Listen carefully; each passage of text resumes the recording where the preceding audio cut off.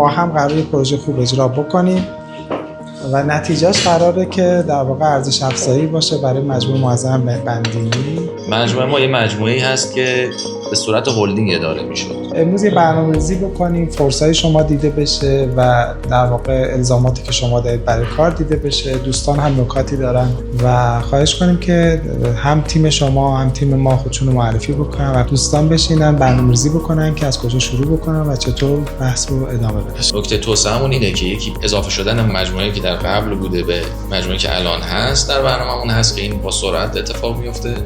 علاوه شعباتی که حالا یا مالکیتش از قبل خریداری شدن و داره افتتاح میشه. ما 2 تا فاز برای پشتیبانی می‌کنیم داشت.